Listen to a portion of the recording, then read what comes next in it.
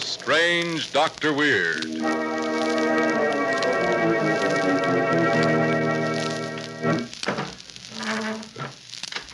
Good evening. Come in, won't you? Why, what's the matter? Surely you're not nervous. Perhaps a story might calm your nerves a little.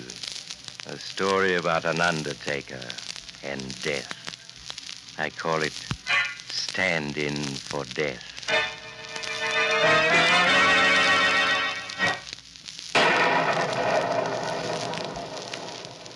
My story begins in the small, dimly lit undertaking parlor of Charles Thompson. Thompson and his son, Paul, are listening to the news broadcast. As yet, there has been no further news about Tony Williams, the notorious gangster who less than an hour ago shot and killed Detective Walter O'Hara and fatally injured a 6-year-old child in making his getaway in a stolen car. The entire police force is on the search for Williams. It is believed that... To think that Tony Williams is our cousin, a man like that. Oh, Dad, you mustn't take it so hard. After all, No, I'll answer it. Tony, shut up. Want the whole neighborhood to know I'm here. Lock the door and pull on the shades. Yeah. Hurry up. Why have you come here, Tony? What do you want? I need a hideout, and this is going to be it. No, Tony. I won't let you hide out here. You're nothing but a mad killer. Yeah? Tony, put away that gun. This gun's the reason you're going to hide me out here, you understand? Yeah. You understand? We understand. And just do as I say and you may live. I'll have to lay low here for a couple of days until the heat's off. I've had a chance to make some plans. Well, come, Paul. It's 4 o'clock. We must leave. Wait a minute. Where you going? We're taking old Luigi Gambone to Woodcrest Cemetery to bury him. Woodcrest? It's about 5 miles out of town, isn't it? Yes, that's right. Are there going to be any mourners at old Luigi's funeral? No. Luigi had no relatives. The city was going to bury him in a pauper's grave until we claimed his body. This gets better and better. Why are you so interested in old Luigi's funeral? Because old Luigi's funeral is going to be my funeral. What? What are you talking about? This. I'm substituting myself in a coffin for Luigi. All you two have to do is drive to the cemetery. There, I'll get out of the coffin and head for my hideout. After I'm gone, you bury the empty coffin and nobody will be the wiser. But Luigi's body. What do we do with that? That's your problem. No. Oh, no. No, I won't do it. You'll do as I say. It'll be 3 corpses in this room instead of 1. Now dump Luigi out of that coffin and make it fast.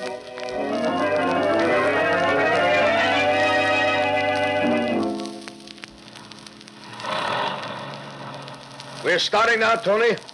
Okay. Remember, if the cops stop you, don't let them get suspicious or us. No, Tony, we won't. Paul, there's a man signaling us to stop. No tricks. If you try anything, I'll come out of this coffin shooting, and the first 2 bullets will be for you. Be quiet, Tony. Here he comes. It's O'Hara, the private detective. O'Hara, the cop's brother. Yes, now be quiet. Oh, hello, O'Hara. Hello, Charlie. I thought it was you. Lucky I caught you. I was just going to drop in on you. Drop in? On me? That's right. Where are you headed for? We're going out to bury old Luigi at Woodcrest Cemetery. Oh, Luigi, huh? Yes. I suppose you heard the latest about Tony Williams. Yes, I heard it over the radio. I'm sorry about your brother, O'Hara. He was a good man. Yeah. You haven't by chance seen Williams lately, have you? You know I've never had anything to do with Williams. Never. Sure, Charlie. It's just that I thought you being Williams' cousin, he might just possibly have come to you for help. Oh, no. We haven't seen him in almost a year, have we, Paul? No, we haven't. That's all right, Charlie. Say, do you mind if I ride along with you? Huh? There's a few questions I'd like to ask you about Williams and his habits. But I just got through telling you I haven't seen Williams in almost a year. What are you getting so excited about, Charlie? All I want to ask you is a few things about Williams. Get this. I'm going to see that Williams gets what's coming to him. And I'm going to be awful suspicious of anybody who doesn't cooperate with me. Well, you mustn't mind my father. He always gets excited when someone mentions William's name. You know we'll be more than glad to answer any questions, Mr. O'Hara. Yes, of course, O'Hara. What do you want to know? You can get started, Charlie. I'll ride part of the way to the cemetery with you. You can answer my questions on the way. But we can talk here. We wouldn't want to take you out of your way. Oh, no, that's all right. We private dicks always have plenty of time. I think there's enough room for me to sit up front with you. Just slide over a bit, will you, Charlie? That's it. This is fine. All right, Paul. Let's be on our way to the cemetery.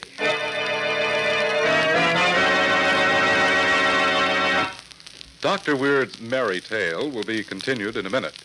Which reminds me, Doctor, did you have a Merry Christmas yesterday? Young man, don't mention Christmas to me. Why, what's the matter, Doctor?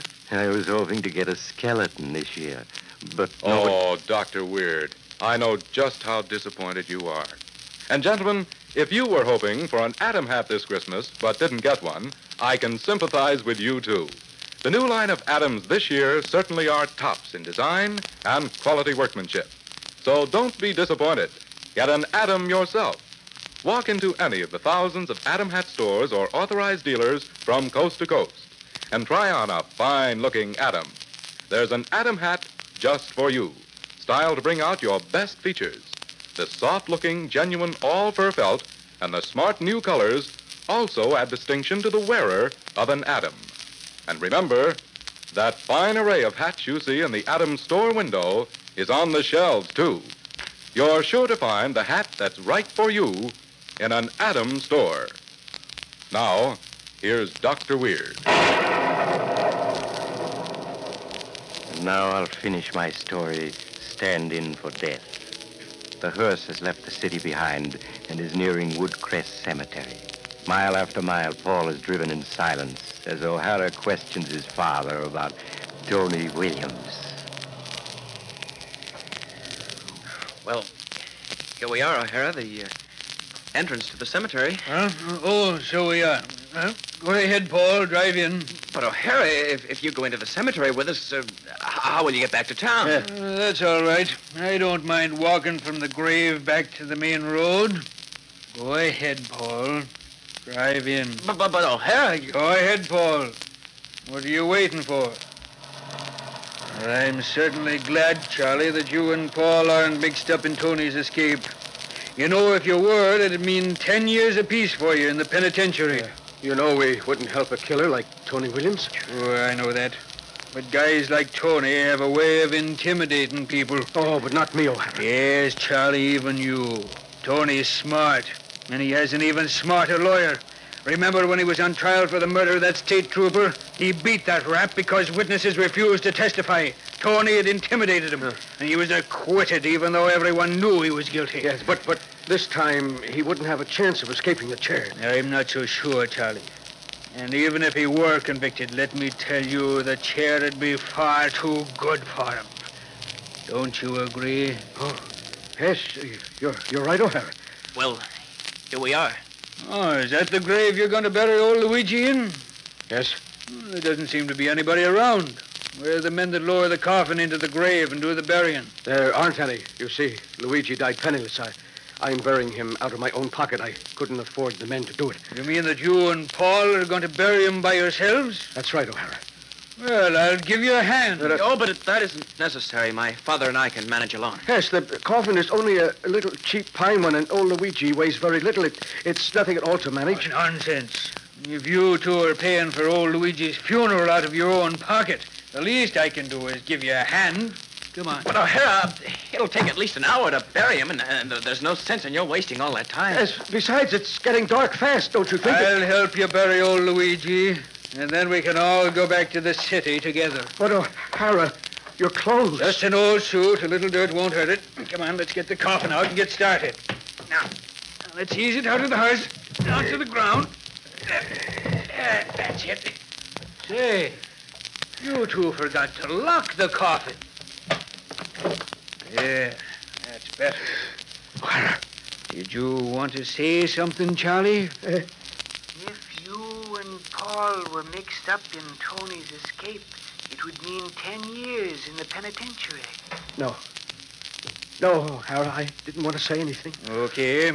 Paul, have you got the ropes you used to lower the coffin into the grave? Yes, here they are. All right. Let's get it over with.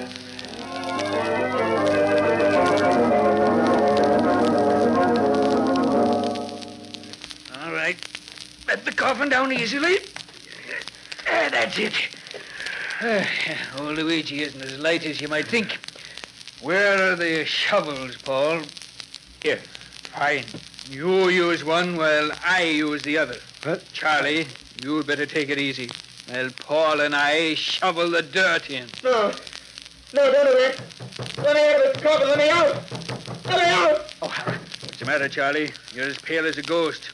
You look as though you're hearing voices. But O'Hara, don't you hear?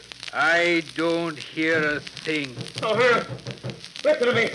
I surrender, O'Hara. I'll confess to everything. The state trooper I murdered. Killing your brother, the little kid I ran over. But let me out, O'Hara. Let me out. O'Hara, you heard what he said. He'll confess to everything. I didn't hear a thing. And neither did you two. You understand? Yes, we understand, O'Hara. Do you, Charlie? Yes, I understand. Okay, Paul. And let's start shoveling the dirt in. No, O'Hara. Don't bury me alive. I'll confess to everything, O'Hara. Don't bury me alive.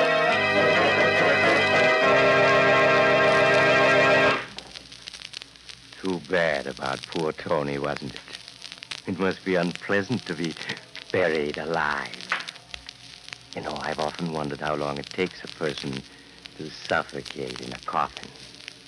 Now, if some brave soul were to volunteer for an experiment, I could... Oh, you have to go now. Too bad. But perhaps you'll drop in on me again soon. I'm always home. Just look for the house on the other side of the cemetery. The house of Dr. Weird.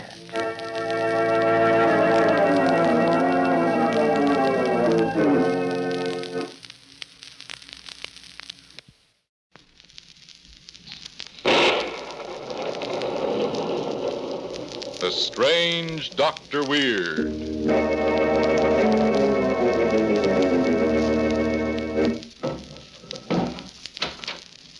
Good evening. Come in, won't you? Why, what's the matter? You seem a bit nervous. Perhaps the cemetery outside this house has upset you. But there are things far worse than cemeteries. For instance, knowing that you are cut off from the world and that death awaits you inevitably. As in the story I want to tell you tonight. A story I call The Secret Room.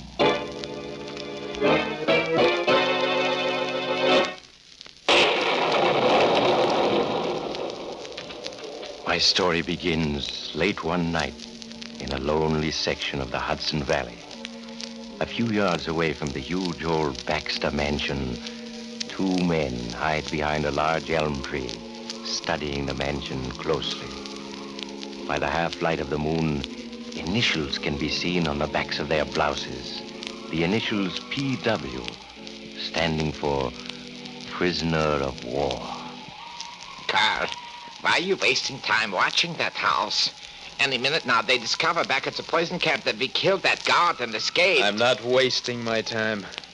See that little gray-haired man there in the house, talking to the big fat man? Yeah, sure. What about him? He's going to supply us with money and clothes and food. Ah, one of our secret agents? No, he's my father.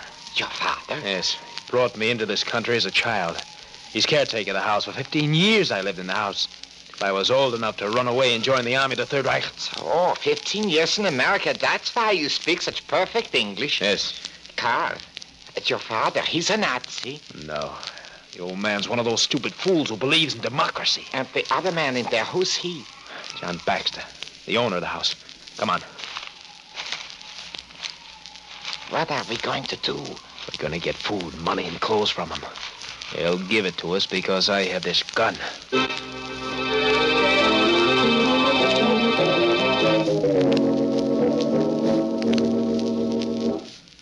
Well, Hans, I'd better start back for the city.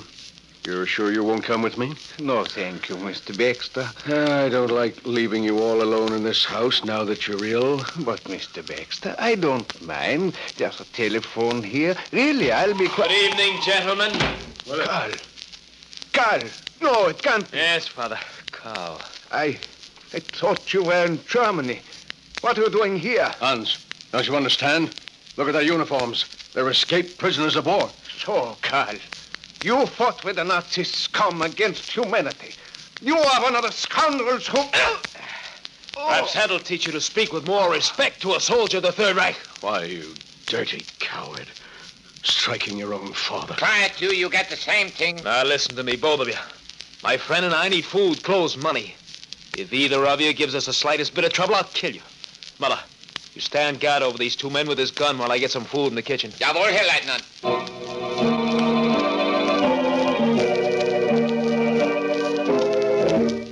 So, old man, you actually believe that the United States can defeat the armies of the Third Reich? What a fool you are. Here, Franz. Here's some food for you. I've got... Franz, where's Baxter? Baxter? He's sitting right... He's gone. You fool, he escaped. Give me that gun. But he was sitting right in that chair. Come on. We've got to find him if he... Listen. That's right, Sheriff. 2 escaped war prisoners. One of them has a gun. You'd better hurry over here before... So here you are. Put that down. Put the phone down or I'll... Sheriff, they've caught up... Little teacher, you swine. Mr. Baxter! Mr. Baxter! You killed him. Yes. Franz, hang up the receiver. Jawohl. Carl, what will we do? The sheriff knows we are here now. Oh, you fool. If you'd watched Baxter closely, this never would have happened. I only turned my back to him for a moment. I had no idea. The sheriff will be here in a few minutes. There's no use our running for it. They'd have every road blocked. But we can't stay here. Wait a minute. We can stay here. There's a secret room in the cellar of this house. A secret room in the cellar? Yes. I remember when I was a boy, the high and mighty Baxter family had an uncle who wasn't right in the head. They were ashamed to let the world know about it, so they kept him a prisoner in a secret room. My father can show us where that is. Where is it, Father? I'll never show you. Oh, yes, you will, or I'll kill you just as I killed Baxter. Then go ahead. Shoot. Oh, no. That would be quick, easy. I believe in putting a man to death slowly, like this. No. Oh, Carl. Let go of me. Oh. You see, this way, it takes hours. No. No. Will you show us the secret room? Yes. Yes. Now you're being sensible. But hurry. The stupid sheriff and his men will soon be here.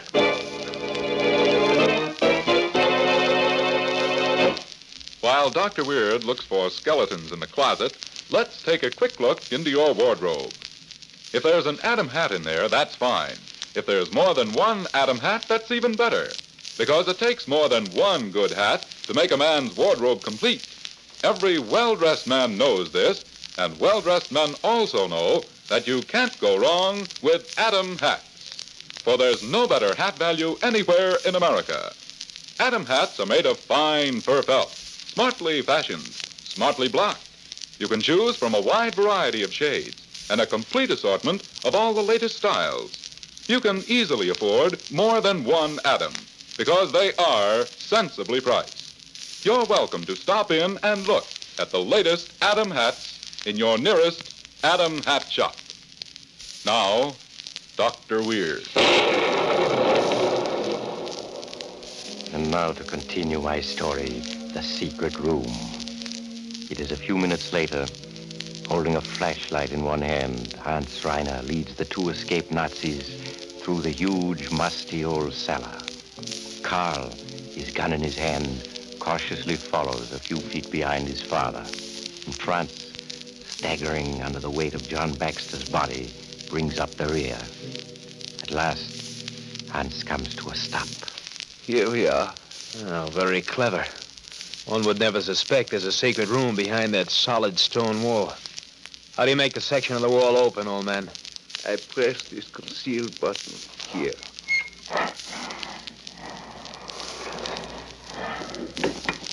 Carl, look, the wall has opened. Yes. Old man, shine your flashlight into the room. It's rather small, but it'll do for a few hours. All right, Franz, go on in. You too, Father. Very well. All right, old man. Close the door. Very well.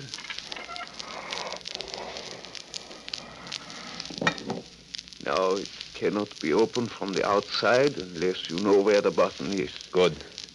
Now all we have to do is stay in here until the sheriff and his men have searched the house. When they find it empty, they'll leave. Then you and I, Carl, will be able to make plans. Yes. Plans that will take us back to the fatherland. Yes. Once again, we shall have proven the superiority of the master race.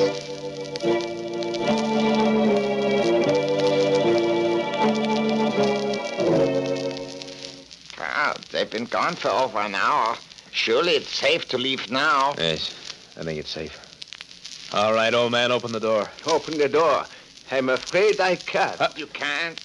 What do you mean? This door only opens from the outside. It only opens from the outside. No. No, I forced it open. Franz, you fool. Stop throwing yourself against the door. Stop it, I said. But he said the door only opens from the outside. That means we're trapped. What kind of a Nazi are you? Going to pieces like that? Can't you see he's lying? Would he be here if there wasn't any way to open the door from the inside? Yeah, you're right. He would not have allowed himself to be trapped in here, too. So, you swine, you lied to us. Would you take this? Now, open that door quickly before I hit you again.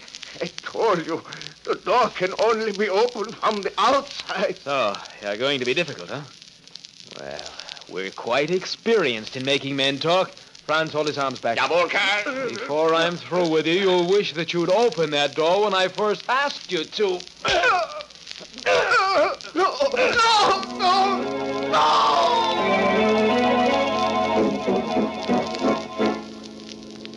Karl, he's regaining consciousness. Yes, we'll have to get it out of him this time.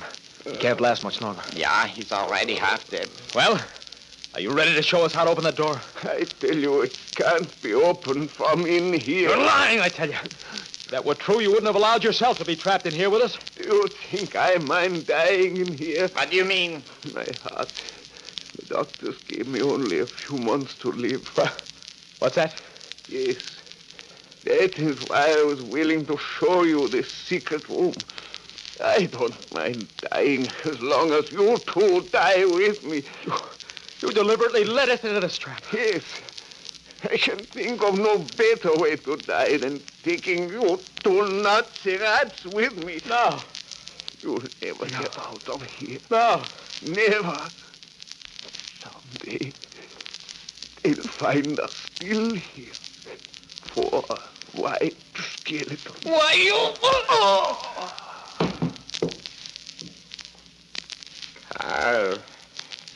He's dead. Yes. Yes. Karl, we're trapped. Trapped, you understand? He wasn't lying. We can't get out. We're going to die in here, Karl. We're going to die. Too bad about Karl and Franz, isn't it? Imagine being trapped in a small room with solid stone walls, hour after hour, day after day, growing weaker all the time, until finally... But perhaps they both took the easy way out and used the gun they had. By the way, if you're thinking of buying an old mansion in the Hudson Valley, I'd look very carefully in the cellar for a secret room if I were you. After all, you wouldn't want to live in a house that was haunted by the ghosts of two... Oh, you have to go now? Well, perhaps you'll drop in on me again soon. Just look for the house on the other side of the cemetery. The house of Dr. Weir.